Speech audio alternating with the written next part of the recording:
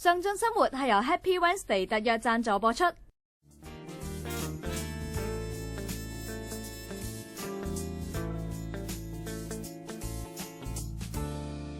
浪琴標國際騎師錦標賽喺12月4號已經圓滿結束啦。當晚入場嘅馬迷相信都對呢一次嘅盛會感到相當盡興，就等我哋重溫翻呢一次馬壇盛會嘅精彩盛況啦。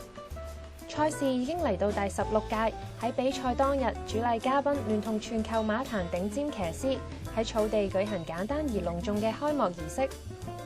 儀式入面，大會就向一眾現場觀眾簡介出戰嘅12位世界頂級騎師。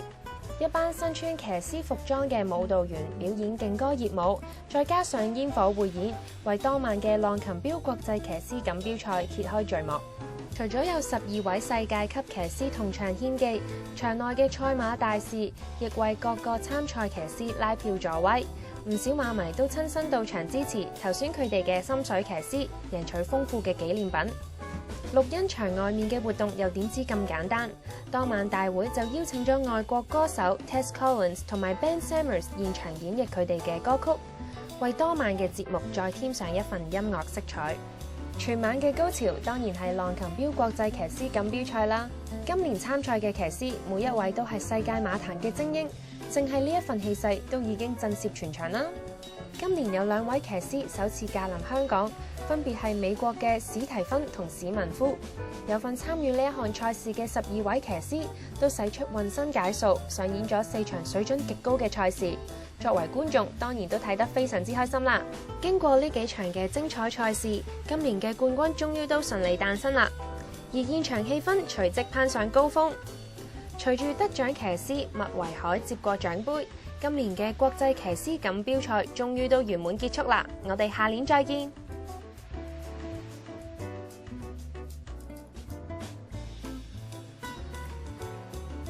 又到咗賽馬重溫嘅時間啦，睇下今個星期有啲咩精彩嘅賽事重溫啦。